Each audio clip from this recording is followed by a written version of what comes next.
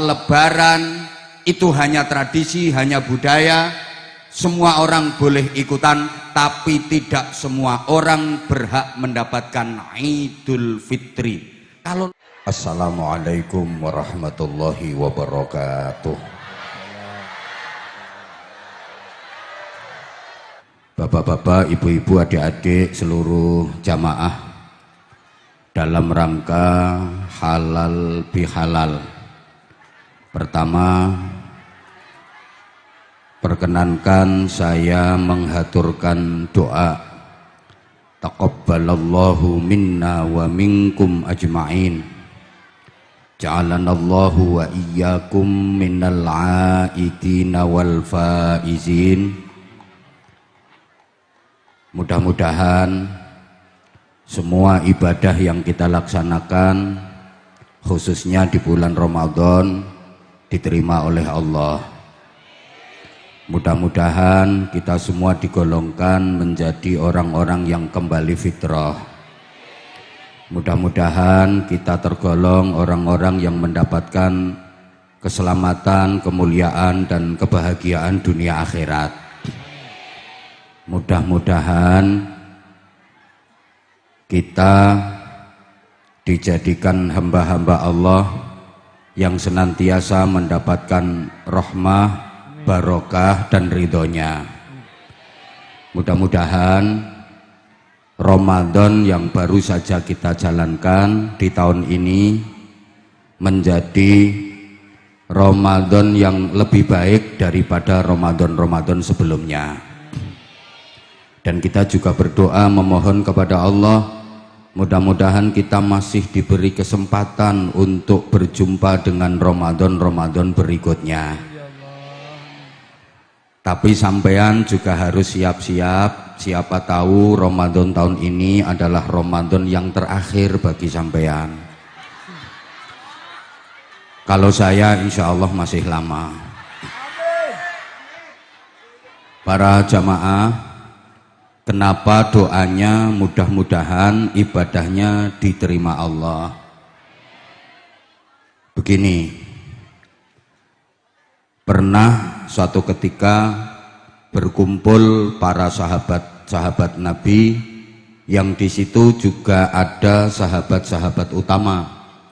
Ada Sayyidina Abu Bakar Siddiq, ada Sayyidina Umar bin Khattab, ada Sayyidina Utsman bin Affan, ada Sayyidina Ali bin Abi Thalib, dan sahabat-sahabat utama yang lain membicarakan tentang ibadah yang paling baik dalam Islam. Ketika itu Bapak Ibu, adik-adik, para jamaah, macam-macam pendapat dari para sahabat. Ada yang mengatakan ibadah yang paling baik itu adalah sholat, karena memang ada dalilnya. Ada pula sahabat yang berpendapat ibadah yang paling baik itu adalah birrul walidain, bagusi wong tua loro. Ada dasarnya memang. Ada yang mengatakan ibadah yang paling baik adalah qiraatul Quran, juga ada dalilnya. Ada pula sahabat yang mengatakan ibadah paling baik itu jihad fi sabilillah. Waktu itu Sayyidina Ali diem. Kemudian ditanya oleh para sahabat, kalau menurut Anda wahai Sayyidina Ali, ibadah apa yang paling baik? Dengan tenang Sayyidina Ali menjawab, kalau menurut saya ibadah yang paling baik itu adalah ibadah yang diterima Allah. Ibadah yang paling apik yaiku ibadah yang diterima Gusti Allah.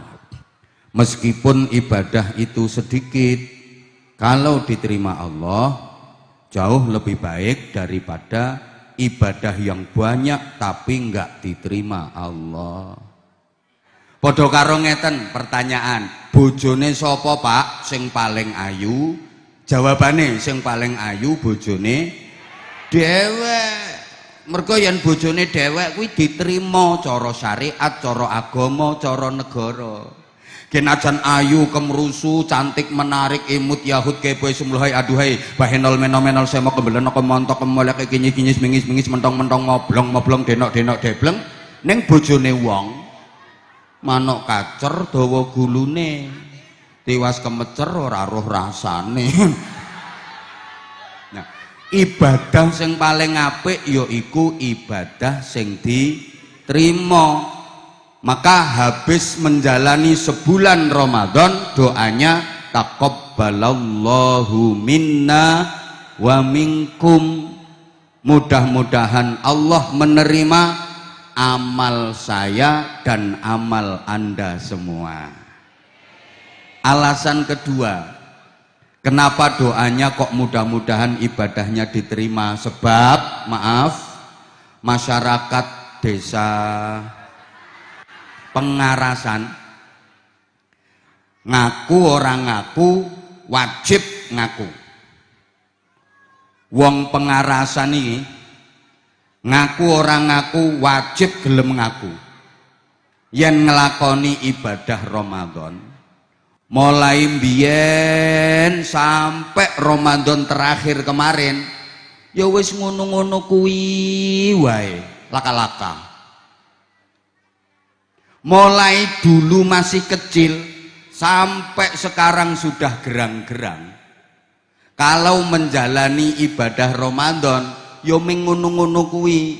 Pokok siang harinya puasa, malamnya ikut sholat tarawih dan witir, kalau sempet ya baca Quran. Sampean kalau ibadah Ramadan kan cuma ngoten niku, nggih napa nggih? Padha. Ndak ada peningkatan. Coba diinget-inget. Mulai dulu waktu masih kecil belajar puasa sampai sekarang udah tua-tua, udah punya cucu. Leng nglakoni ibadah Ramadan yo ming ngono-ngono kuwi. Ndak ada perbaikan, ndak ada peningkatan. Apalagi maaf di akhir Ramadan yang harusnya kita lebih semangat.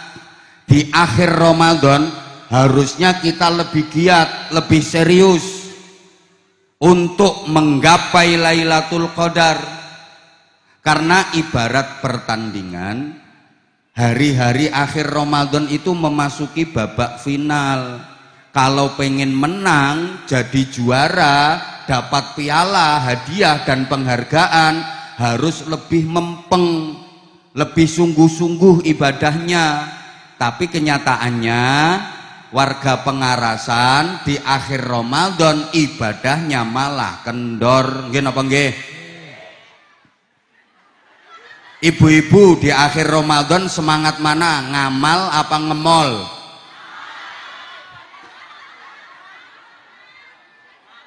Di akhir Ramadan itu terjadi pergeseran pusat kegiatan umat di mana-mana, termasuk di Pengarasan. Pusat kegiatan umat bergeser dari masjid, dari musola, geser ke pasar, geser ke mall, geser ke toko. Halo? Cobi di akhir Ramadan lebih rame mana? Masjid nopo pasar? Lebih rame mana? Musola karo toko? Lebih rame mana? Masjid sama mall? Itulah kita. Akhir Ramadan kita sudah terganggu dengan euforia lebaran. Pengarasan diomongi euforia jelas orang ngerti.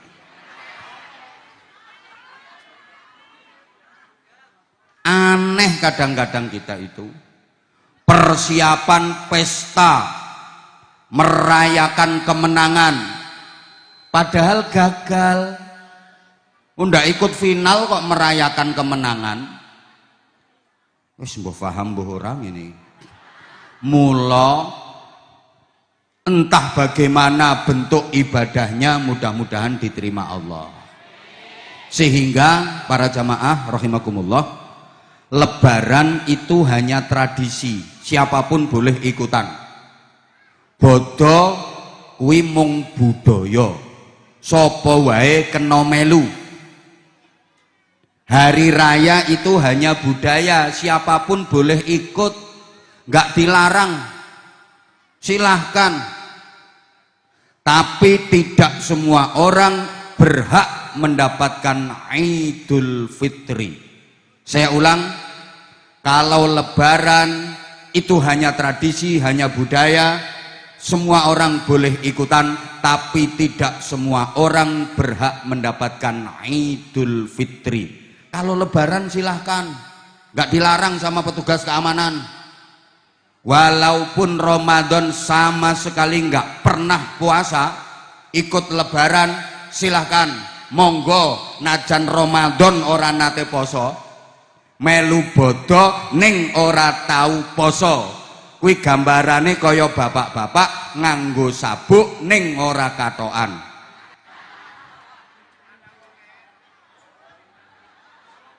Penting mana sabuk sama katok? Ya padha pentinge. Ning yen ditimbang ya penting katok. Nganggo katok najan ora sabukan iso, kelonggaran gedenen dipincuk. Lah iki nganggo sabuk ning ora katokan. Ora nate poso gegeri bodo. Wonten napa mboten? Wonge teko. Lungguh ning isor apa ning panggung? Nganggo celana apa sarung? Bajune lengan pendek apa panjang? Pecine warna putih apa ireng? Sing ndi wong? Sapa ngomong wonge nyekelim itu?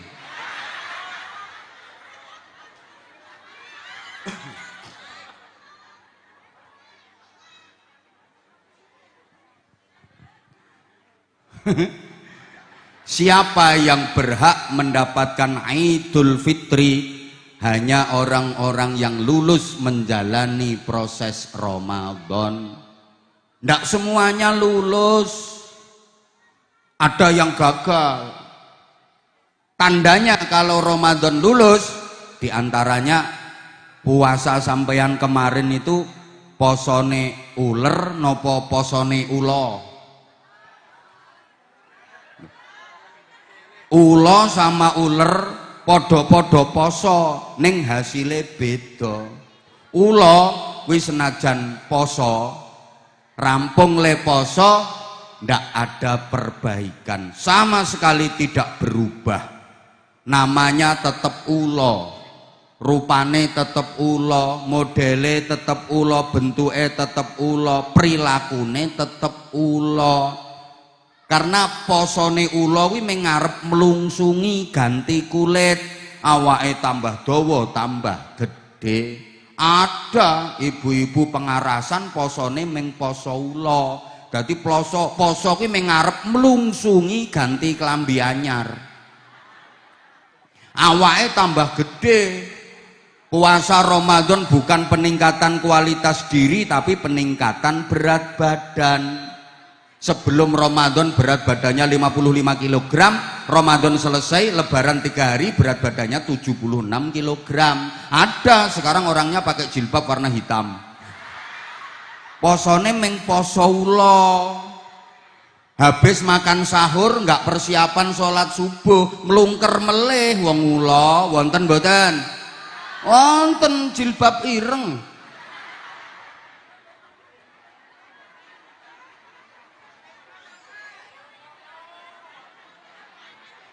Walaupun habis puasa, ulo itu sama sekali nggak berubah lebih baik. Kehadirannya tidak membawa harapan, malah jadi ancaman. Beda dengan uler. Sebelum puasa, elek uler kuwi gilani, njijiki, gateli, simbol penyakit, ngerusak, mlakuning gremet. Ora ana wong seneng uler. Coba ibu-ibu lagi ngumpul kayak gini, terus tak piuri uler 3 kilo, piur. Bubar. Uler kuwi ora ngopo-ngopo, meneng wae nempel tok ngerusak. Nggih napa nggih? Nempel ten kulit, kulite gatel, keroken bliduren. Nempel ning godhong, godhonge rusak, rencem bolong-bolong. Nempel ning tanduran, tandurane rusak, gering. Nempel ning buah, buahe rusak, bosok. nempel ning untumu, untuku ora. Untumu bolong, rusak, uler. Mula ana wong kok gaweane ngrusak, angel diajak apik, angel diajak rukun, biasane rak dijuluki uler. Pripun? Pangarasan mriki wonten ulere mboten? Teko. Ulere lanang apa wadon?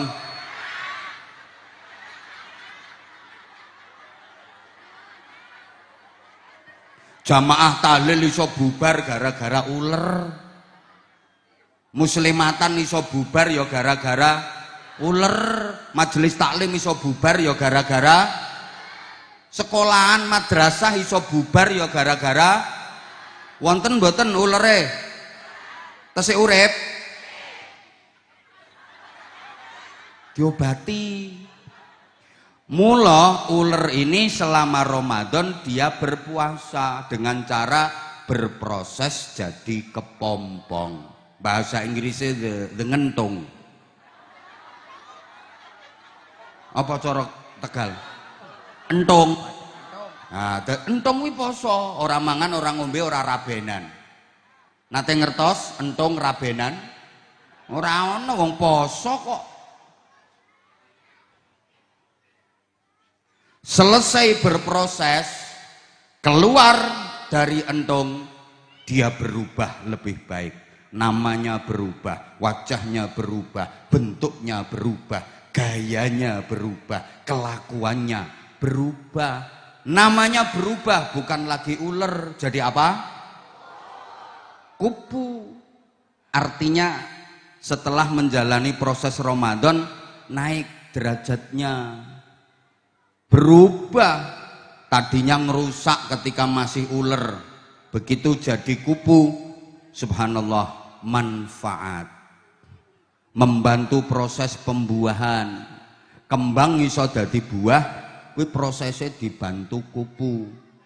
Waktu masih ular, makanannya ngawur sembarangan dimakan. Begitu jadi kupu, makannya pilih-pilih, hanya sari-sari bunga, hanya yang halalan thayyiban. Betul? Ora ana kupu ngrokoti telek. Tadi tempatnya kotor, tadinya waktu masih ular. Begitu jadi kupu, tempatnya hanyalah di tempat-tempat mulia, hanya di tempat-tempat yang bersih. Ndak ada kupu kok di tempat kotoran-kotoran itu, ndak ada. Udah semuanya perhatikan saya, nggak usah merhatiin yang noto kipas. Allahumma sholli ala Muhammad. Tadinya jelek, setelah puasa berubah jadi cantik dan indah. Lambang keberuntungan. Semua orang seneng sama kupu. Anak-anak kecil aja seneng kok sama kupu. Masyarakat kita itu nganggep kupu itu simbol keberuntungan. Rumah dimasuki kupu katanya mau dapat rezeki. Omah dileboni kupu jarene meh arep ana tamu. Duwe anak wadon wis gedhe durung ketemu jodoh, omah dileboni kupu seneng. Lho no, omahe dileboni kupu, jodohmu marep teko. Ning sabar ya no, kupune rupane kok ireng.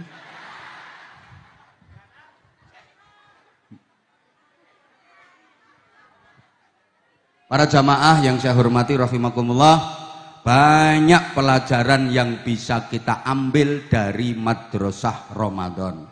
Memang Ramadan itu madrasah, kita sekolah. Lepas Ramadan harus naik kelas. Ramadan itu bulan daurah, bulan training center. Ramadan itu bulan tarbiyah sekaligus bulan riyadhah, bulan pendidikan dan pelatihan. Banyak ilmu hikmah yang kita dapat, di antaranya singkat-singkat saja. Ya, tolong yang ngerasa nggak ikut nyumbang nggak usah cerewet. Kita dididik dan dilatih agar mempunyai sifat sabar. Puasa mendidik kesabaran. Ketika berpuasa diajak ribut sama orang, diajak berantem, diajak tukaran, diajak gegeran, ndak boleh ngelayani, ndak boleh ngeladeni, suruh jawab inni shaimun, sesungguhnya aku sedang berpuasa. Ini menjawabnya pada diri sendiri, bukan jawab sama orang yang ngajak berantem. Jawabi nyang awake dhewek. Ana wong sing ngajak tukaran, ngajak gegeran, ngomong ning awake dhewek, nyong iki poso. Ora entuk tukaran, ndak boleh berantem. Paham? Bukan kok ngomongi sing ngajak berantem. Ini soimun, aku poso. Ngajak anteman, engko rampung maghrib. Bukan. Halo? Artinya disuruh ngempet, disuruh sabar. Allahumma sholli ala Muhammad. Puasa melatih kesabaran. Meskipun lapar melilit perut, kencot banget, ngelih, luwe, lapar, wis ora nyumbang diparingi ngombe. Meskipun lapar melilit perut sampai lengket, sampai kelet, kencot banget, ada makanan miliknya sendiri, halal, nikmat, lezat, nggak boleh dimakan dulu. Suruh ngempet, suruh sabar, nunggu maghrib, nunggu yang banter, nunggu. Diulang, walaupun lapar melilit perut, kencot banget, ada makanan miliknya sendiri, halal, nikmat, lezat, gurih, enak, ndak boleh dimakan dulu. Suruh ngempet, suruh sabar, nunggu.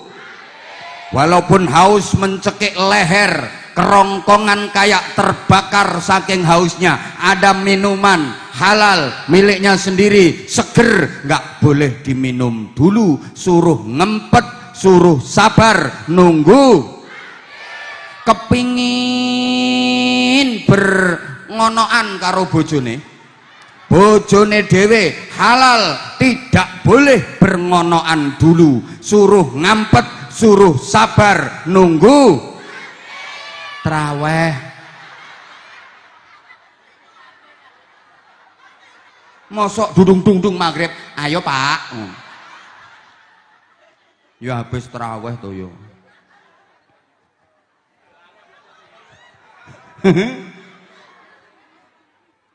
Artinya kita dilatih untuk bersabar. Bapak Ibu, hidup di zaman seperti ini harus dimodali dengan kesabaran. Karena kita hidup di zaman yang penuh dengan persaingan. Persaingan hidup saat ini sangat tajam, persaingan hidup sangat ketat. Hidup di zaman seperti ini kalau nggak mampu bersaing, siap-siap kukut, gulung tikar. Siapapun, jadi apapun. Hidup di zaman seperti ini kalau nggak mampu bersaing, siap-siap kukut, gulung tikar. Jadi petani kalau nggak mampu bersaing, siap-siap kukut, gagal panen. Jadi pedagang bakulan kalau nggak mampu bersaing, siap-siap gulung tikar, kukut.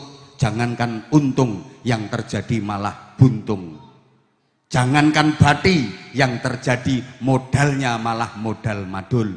Karena nggak mampu bersaing. Jadi pegawai nggak mampu bersaing, jangan berharap naik pangkat, jangan berharap mundak bayaran. Dadi dalang kok gak mampu bersaing. Primen, ora juga nyong lah yo. Ora ono sing nanggap.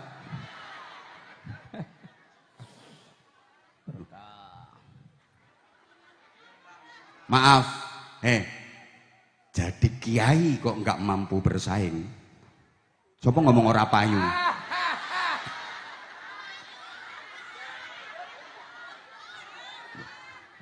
Bisa bertahan sampai hari ini dipikir gampang apa? Ini penuh dengan persaingan. Walaupun banyak penceramah-penceramah baru, Abah Anza tetap di hatimu. Aku bisa bertahan sampai hari ini, itu juga karena kamu sayang. Jujur sih, sempat khawatir kamu berpaling ke lain hati. Nggak nyangka kalau ternyata kamu masih tetap setia sama aku. Aku kalau tau kayak gini tuh makin sayang sama kamu. I love you semuanya. I love you semuanya. I love you. Sing tuwek ora usah. I love you Bansa. Loh, maksudnya bukan persaingan antar kiai, mosok podo kiai ini saingan. Loh, kiai hari ini harus mampu bersaing dengan penyanyi.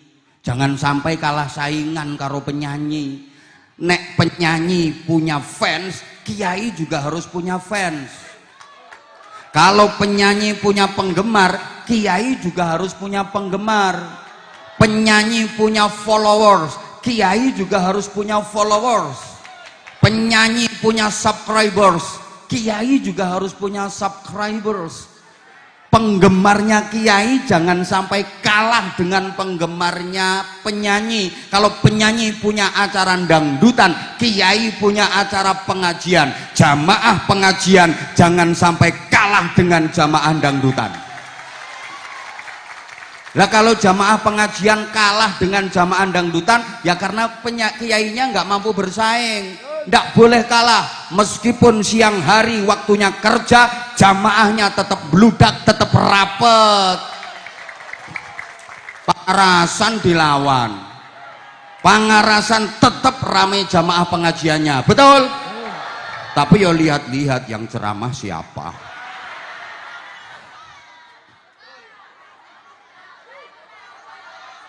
Loh, ada yang bilang sombong. Emang ini babnya bab sombong? Loh iya, ini babnya bab sombong. Harus memang. Di medsos juga gitu. Kiai jangan sampai kalah dengan figur-figur kemungkaran.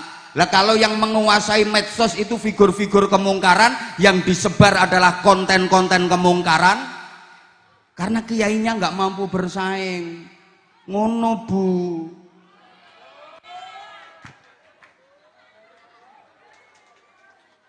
Banyak yang nggak sabar menghadapi persaingan hidup, pengen cepet kaya, akhirnya berbagai macam cara ditempuh, nggak peduli, yang penting jadi duit, nyolong, korupsi,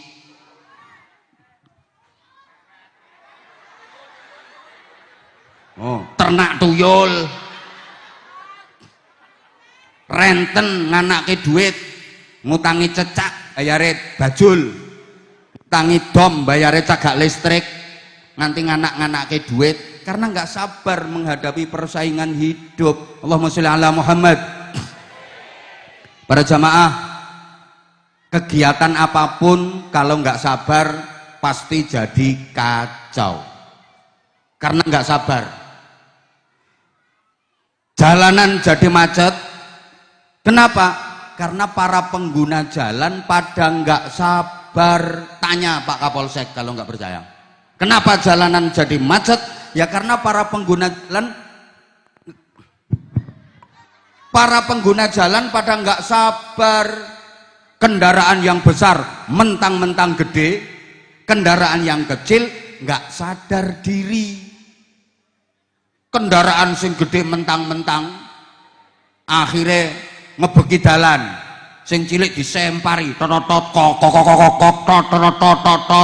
mentang-mentang gede, sementara kendaraan yang kecil nggak tahu diri, nggak sadar diri, nyelempit nyelip pengen cepet nyampe depan, tambah rapet, tambah macet, apalagi ditambah petugas pengatur lalu lintasnya nggak sabar pisan.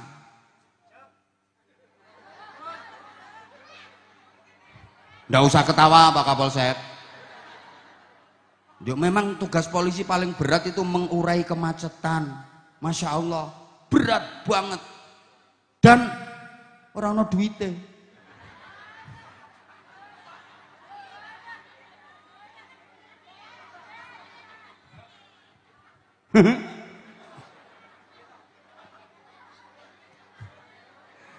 Oleh ono kecelakaan, laka lantas cepet, ono duite.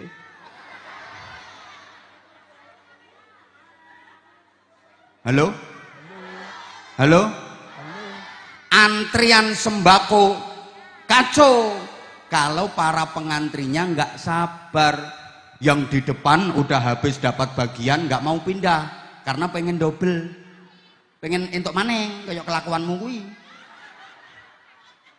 Yang di belakang pengen cepet tekan ngarep dorong-dorong, akhirnya kacau. Apapun kalau nggak sabar mesti kacau. Ada bansos, ada PKH.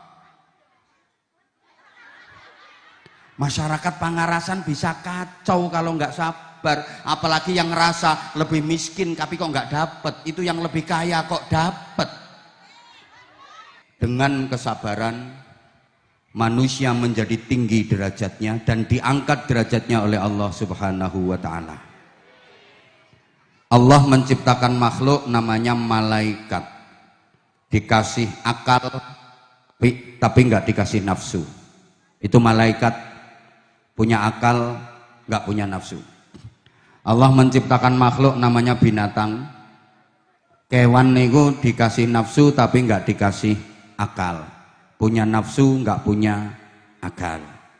Allah menciptakan manusia dikasih dua-duanya, dikasih akal sekaligus nafsu, dikasih nafsu sekaligus akal. Malaikat hanya diberi akal nggak diberi nafsu. Malaikat cuma punya akal, malaikat itu nggak punya nafsu. Wajar kalau malaikat selalu baik, pantes kalau malaikat bener terus, karena nggak punya nafsu. Malaikat itu nggak punya keinginan sama sekali. Malaikat niku ketinggal daharan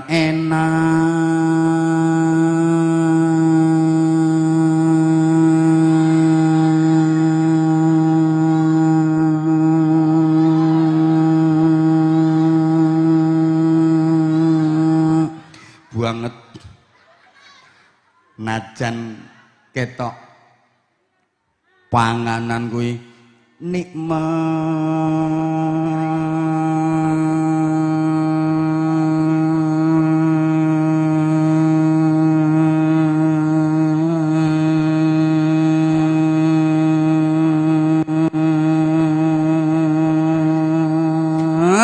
banget.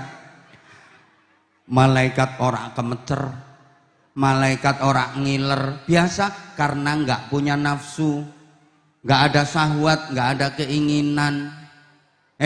Malaikat niku bapak-bapak, walaupun ngelihat perempuan cantik kayak apa, malaikat ndak ser-ser, ndak kerenyeng-kerenyeng, biasa.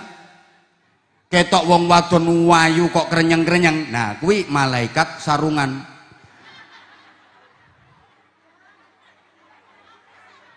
Sopo ngomong malaikatnya no panggung? Halo? Sorry mas, malaikat itu walaupun ketok wong wedok bokonge semok, biasa, gak ada sengkring-sengkring. Paling malaikat meng, opo yo, wadah entut kok samono ambane. Biasa. Aku ya bocah-bocah nom kuwi nek ketok bokong semok kae terus pikirane walike bokong. Maka sampai ada bedean, ada kuis. Apa bedanya bokong karo boto? Nek boto diwalik tetep boto. Ya wes. Halo? Lah, malaikat nggak punya nafsu, maka malaikat nggak pernah keliru, malaikat nggak pernah salah, nggak punya nafsu soalnya. Maaf, malaikat Jibril nggak pernah korupsi ayat. Ini misalnya diperintah sama Allah, Jibril, siap. Ini ada ayat sampaikan kepada Nabi. Ayat diterima. Begitu dilihat, wah bagus banget ini ayatnya. Udah, nggak disampaikan ke Nabi, diambil sendiri. Nggak ada. Malaikat korupsi itu nggak ada. Yang korupsi itu bukan malaikat. Halo? Halo? Malaikat nggak pernah salah. Malaikat Israel sang pencabut nyawa nggak pernah salah orang dalam mencabut nyawa. Kalau memang waktunya yang dicabut itu nyawamu, nggak mungkin Israel mencabut nyawaku. Tetap nyawamu yang dicabut. Nah itu orangnya udah siap itu kayaknya.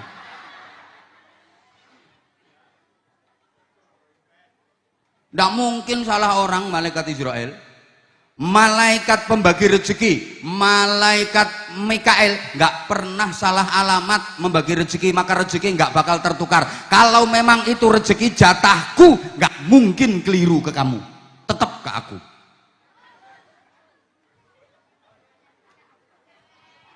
Duh, malaikat nggak ada nafsu, maka malaikat nggak pernah nakal. Halo, Mas, pernah karaoke bareng malaikat Israel? Di naik klub sana, ajub, ajub, ajub, ajub. Terus malaikat Israel gelele-gelele. Nggak ada.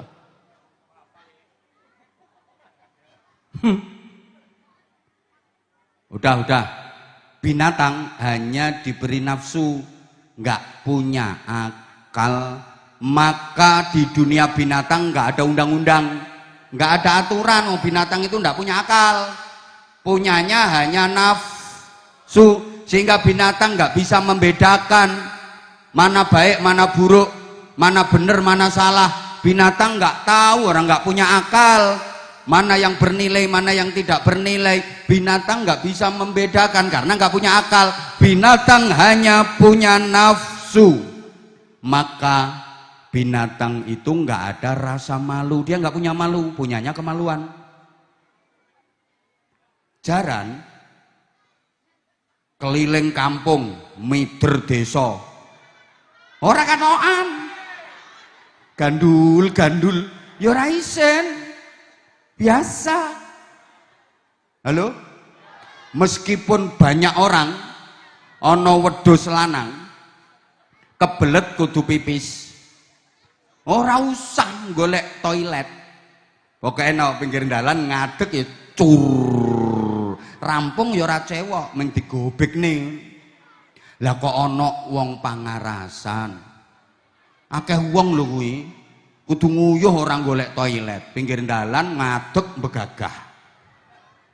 Sleretane apa celana iku ditarik sret, adike dibrosotno srut, cur. Gek rampung ora cewek, ceweke mung nganggo obat. Maksudnya obat abet.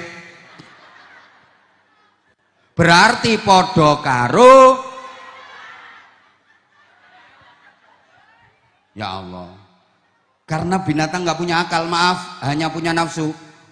Karena binatang nggak punya akal, maka binatang nggak tahu nilai mana yang berharga, mana yang tidak, mana yang mahal, mana yang murah. Sorry, manusia yang nggak tahu nilai derajatnya sama dengan binatang. Ngapunten. Orang yang nggak tahu nilai hidupnya pasti sengsara, pasti menderita. Orang yang nggak tahu nilai hidupnya pasti gagal. Kenapa? Karena dia nggak tahu nilai. Dia nggak bisa membedakan mana yang berharga, mana yang tidak. Maka pasti dia akan salah pilih. Padahal hidup ini adalah pilihan.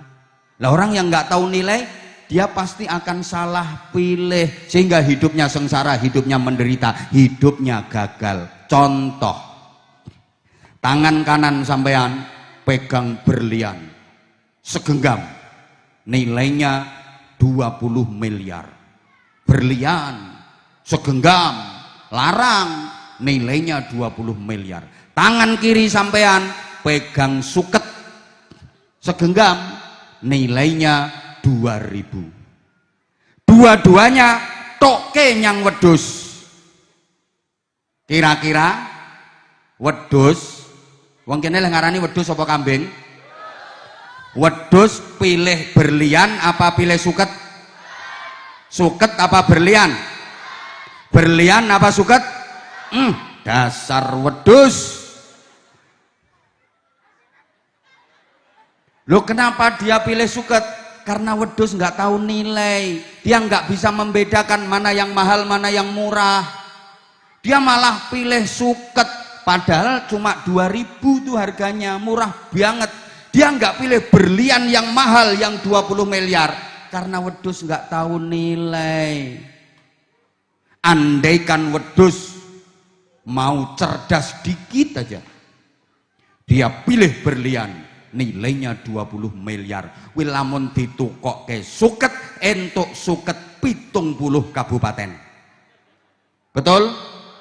Betul?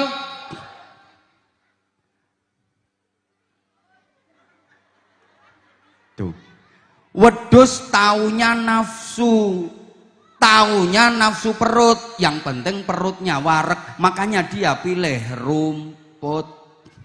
Lah manusia yang hidup hanya ngurusi nafsunya perut, berarti podo karo. Bahkan mohon maaf, manusia yang hidupnya hanya ngurusi isi perut, maka nilainya lebih rendah daripada apa yang keluar dari dalam perut. Wong urip sing diurusi mengisine weteng wae, regane wong mau luwih murah tinimbang apa sing keluar saka jero weteng. Apakah itu?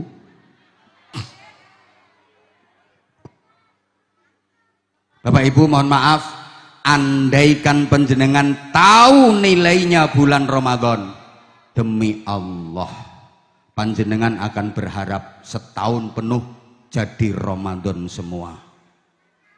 Ndak usah bulan-bulan liyane.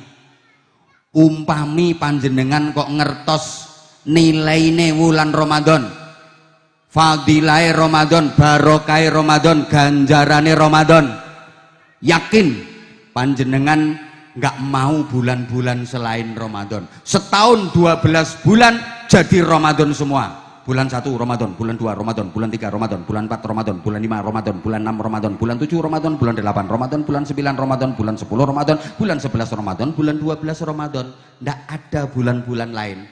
Saking besarnya pahala, saking besarnya barokah dan fadilah. Tapi karena orang pangarasan nggak tahu nilainya Ramadan, ketika Ramadan mau berakhir malah seneng, alhamdulillah poso gurgari kurang rong dina. Wonten apa mboten? Wonten apa mboten? Ada, wonge rada lemu. Karena nggak tahu nilai. Halo? Orang yang tahu nilainya Ramadan, ditinggal Ramadan, sedih, ditinggal Ramadan, nangis.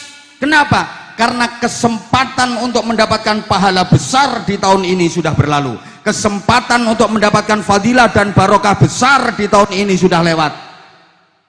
Kita masih bisa qiyamul lail, sholat malam seperti bulan Ramadan kemarin, bisa kita lakukan sholat malam, tapi pahalanya beda dengan ketika sholat malam itu dilakukan di bulan Ramadan. Betul? Masih bisa baca Quran, tadarusan, tapi ganjarannya mboten sami karo tadarusan baca Quran di bulan Ramadan. Masih bisa i'tikaf, masih bisa zikir, tapi nilainya beda kalau dilakukan di bulan Ramadan. Makanya orang yang tahu nilai ditinggal Ramadan sedih. Allahumma sholli ala Muhammad. Ngapunten Bapak Ibu, andaikan panjenengan tahu nilainya majelis ilmu, demi Allah setiap hari panjenengan akan berjuang keras untuk hadir di majelis ilmu, sejauh apapun ditempuh demi bisa hadir di majelis ilmu. Andai panjenengan tahu nilainya. Majelis ilmu itu majelis yang memudahkan jalan menuju ke surga. Rasulullah yang menyatakan man salaka tariqan yaltamisu fihi ilman sahalallahu lahu tariqan ilal jannah. Siapa yang menempuh jalan menuju tempat untuk ngaji, menuntut ilmu, maka dimudahkan baginya jalan menuju ke surga.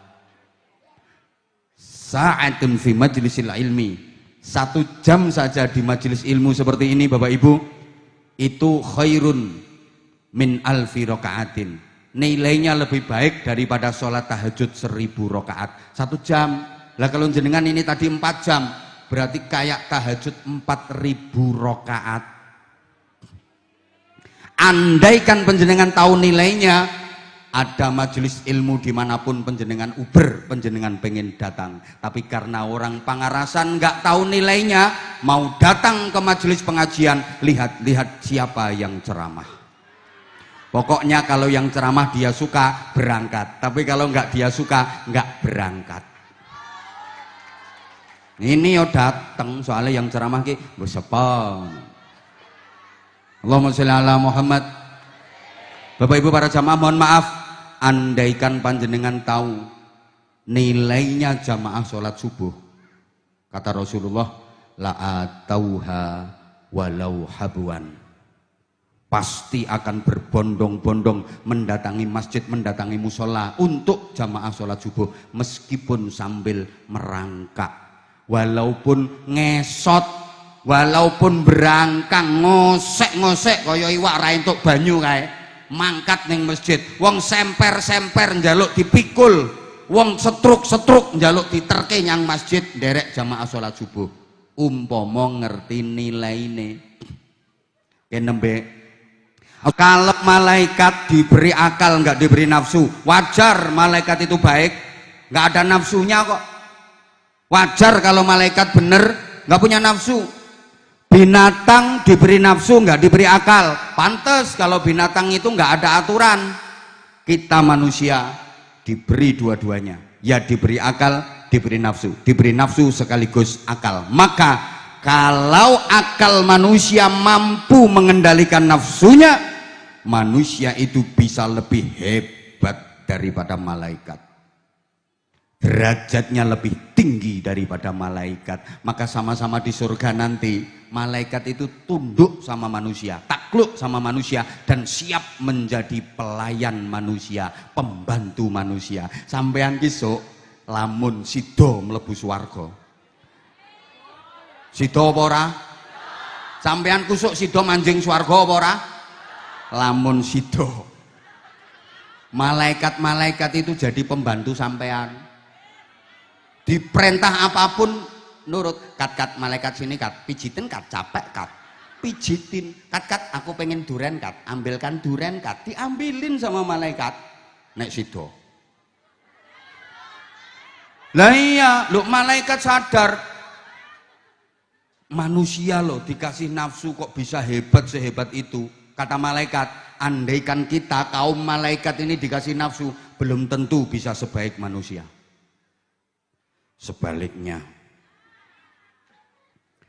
kalau akal manusia kalah oleh nafsunya, justru nafsu yang mengendalikan akalnya, justru nafsu yang menguasai akalnya, maka manusia seperti itu lebih bejat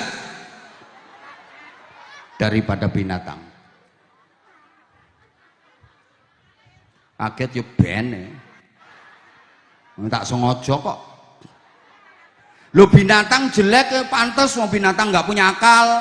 Lah manusia lo dikasih akal kok nggak mau menggunakan akalnya, lebih bejat daripada binatang. Nah, pengendalian nafsu itu dengan sifat namanya sabar. 1 bulan Ramadan kemarin kita dilatih, kita dididik untuk mempunyai sifat ikhlas. Sifat apa Bapak Ibu? Oke. Puasa melatih keikhlasan. Bapak Ibu, adik-adik para jamaah, puasa itu disebut ibadah sirriyah, ibadah rahasia, ibadah abstrak. Nggak ada yang tahu kecuali Allah dan orang yang berpuasa itu sendiri. Selain puasa, ibadah apapun bisa diketahui orang, bisa dilihat orang. Bapak Ibu sholat bisa dilihat orang, bisa diketahui orang, banyak orang tahu. Emang sholat itu amal yang kelihatan. Kalau puasa kan nggak kelihatan, betul? Ya Allah, nggak semangat, betul? Bapak Ibu sedekah, bisa dilihat orang, bisa diketahui orang. Memang sedekah itu amal kelihatan kok. Bapak Ibu baca Quran, zikir, ngaji, bisa didengar orang, bisa diketahui orang, banyak orang lihat. Apalagi Bapak Ibu pergi umroh, pergi haji, orang sekampung ikut nganter, selamatannya ngundang orang sekampung, banyak orang tahu. Tapi Bapak Ibu puasa nggak ada yang tahu kecuali Bapak Ibu sendiri sama Allah. Artinya begini, pura-pura ibadah pasti ketahuan kecuali puasa. Kita nggak bisa ibadah pura-pura, itu nggak bisa. Pura-pura sholat, etok-etok sholat, piye carane sholat kok pura-pura? Kalau takbiratul ihram ngangkat tangannya gimana? Apa ganti jotos-jotos gini? Rukuknya ganti kayang, sujudnya ganti gulung-gulung, pasti ketahuan. Pura-pura sedekah, pasti ketahuan. Sedekah kok pura-pura, yang dikeluarkan apa? Yang nerima siapa? Gimana caranya sedekah pura-pura? Pasti konangan, pasti ketahuan. Pura-pura haji, ketahuan. Lu ngomong harap nyandi. Haji kok pura-pura, lu ngone nyanti wong haji kudu nang Mekah. Halo? Paham apa ndak tuh ini? Pura-pura baca Quran, konangan. Baca Quran kok pura-pura, pasti konangan. Oh, itu bukan ayat Quran, tapi dilakukan seperti baca Quran, pasti konangan. Kuntul ya tandur digura mabur. Oh, itu ternyata ono kuntul iya tandur digura kuntule mabur.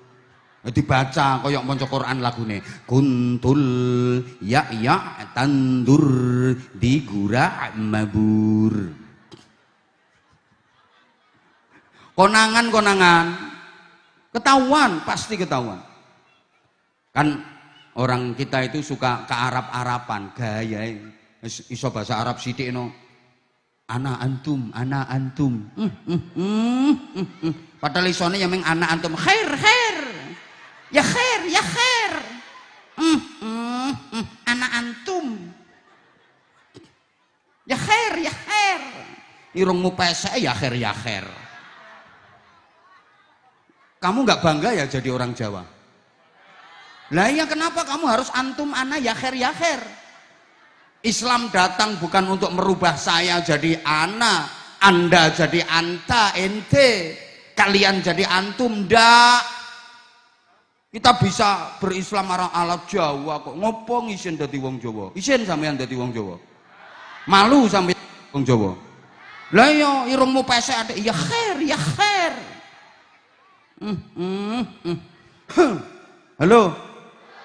Halo. Orang kita itu suka ke Arab-Araban. Umroh ning Mekah ketinggal wonten papan. Plakat niku ana tulisane Arab. Alif, terus ya, terus sin, kaf, ro, ya, mem. Kena wong pangarasan ki diwaca kaya Quran kok. Alif, ya, sin, karim. Padahal sing bener kuwi unine es krim. Nah tulisannya kan alif, ya, sin, es, kaf, ro, ya, mem, krim. Nah kena wong pangarasan diwaca alif, ya, sin, karim. Padahal sing bener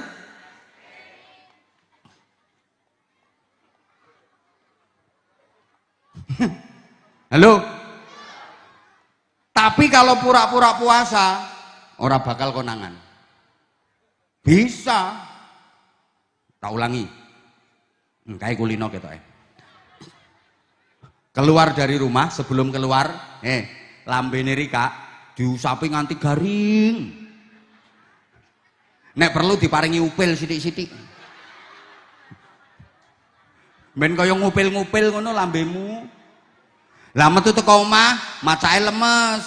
Le mlaku genteyang sempoyongan. Mbak kok lemes, Mbak? Puasa.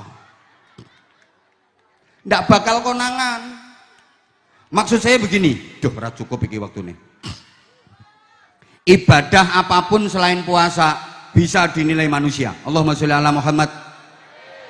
Ini ibadahnya bener apa salah? Ini ibadahnya baik apa buruk? Berkualitas apa enggak? Sesuai tuntunan syariat apa enggak? Bisa dinilai manusia selain puasa. Sholat bisa dinilai manusia. Wah, bapak itu sholatnya khusyuk bener. Kok tahu dari mana? Pelafatannya, gerakan-gerakannya. Pelafatannya fasih. Usalli. Usalli. Usalli. Usalli. Fardal maghribi. Gerakannya Masya Allah. Allahu Akbar. Bacaannya fasih kabir. Alhamdulillah. Inni wajjahtu wajhiya bismillah hanifan muslim. Wasyhadu wala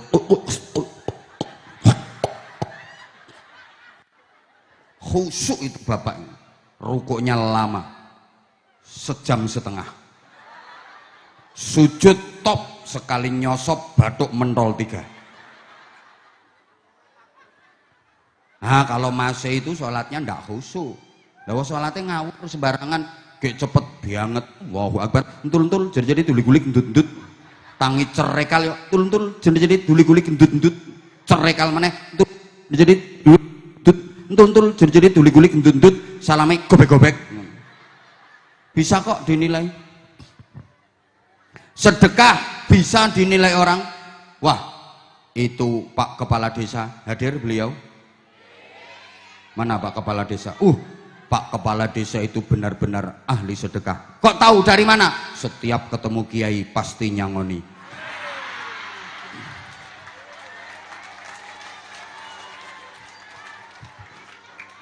Contoh. Ya diketahui dari mana? Ya dari kegiatan sosial yang sering dilakukan, dari nominal yang dikeluarkan. Betul-betul anak yatim sedesa disantuni terus, diperhatikan terus sama Pak Kepala Desa, dan dari uang pribadi, bukan anggaran desa. Bukan hanya anak-anak yatim yang diperhatikan, bahkan janda-janda muda.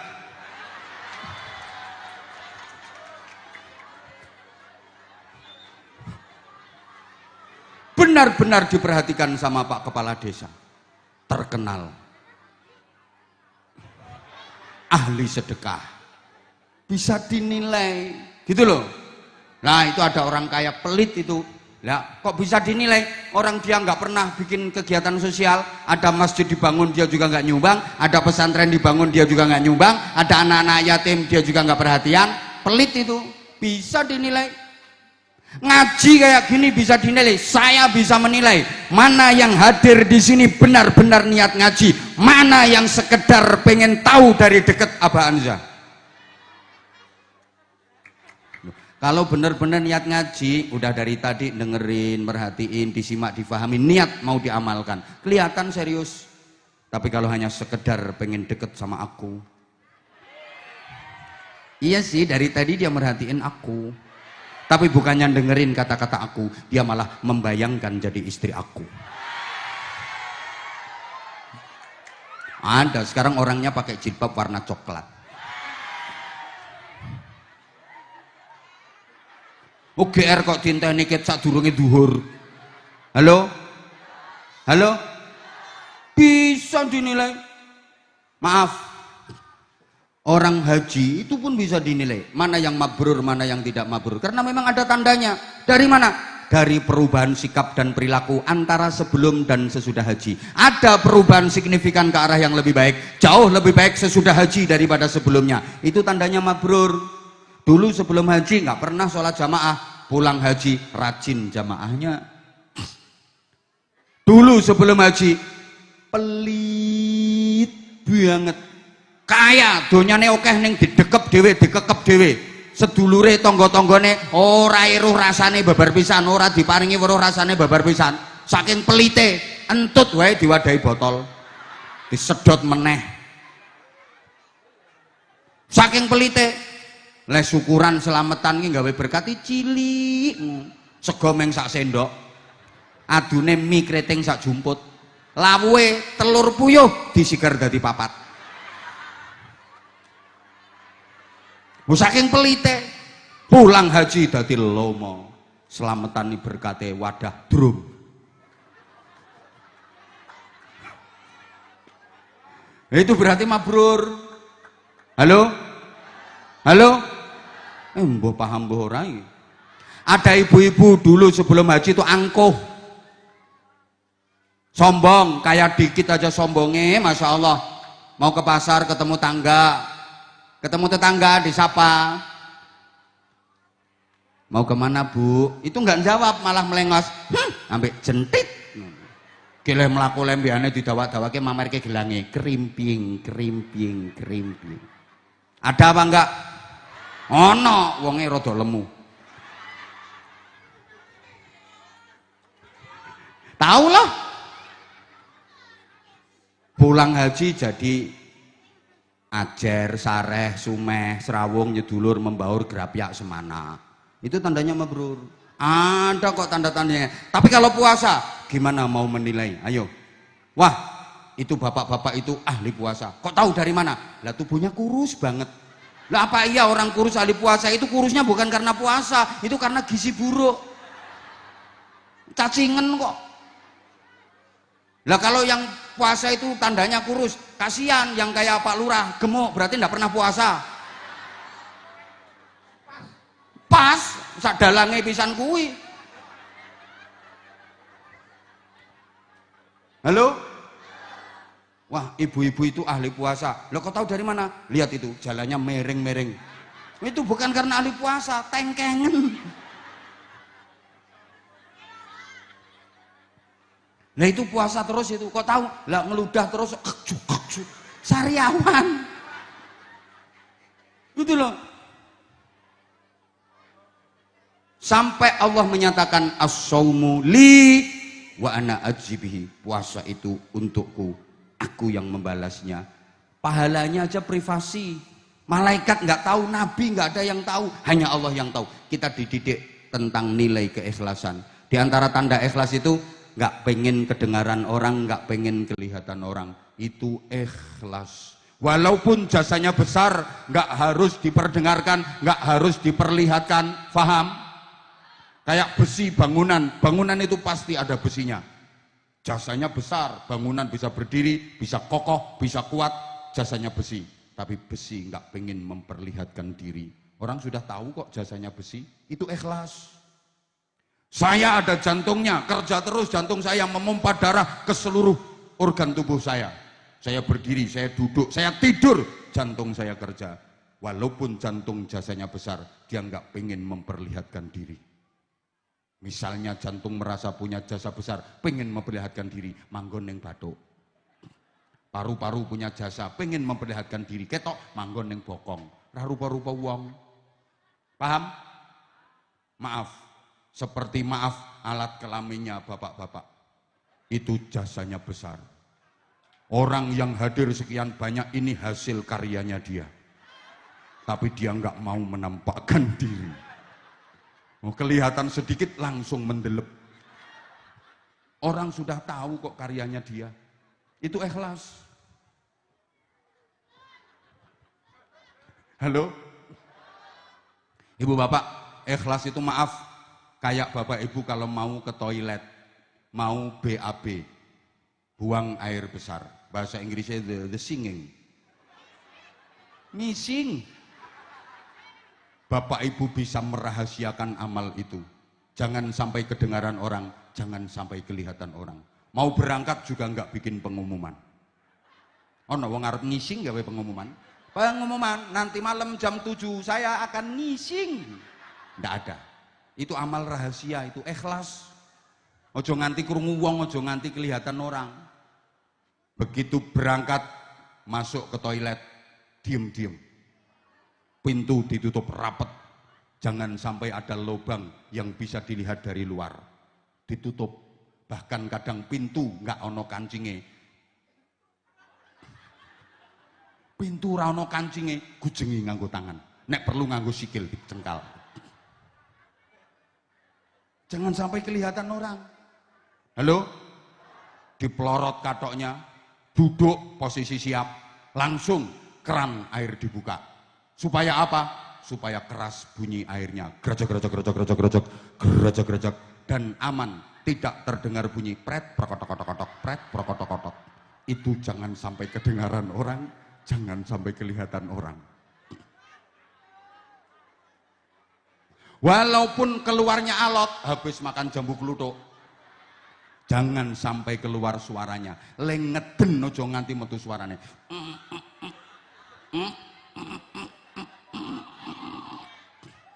Ndak ada orang teriak-teriak, waduh alot, nyonge wis ngeden bola bali orang metu-metu. Ndak ada.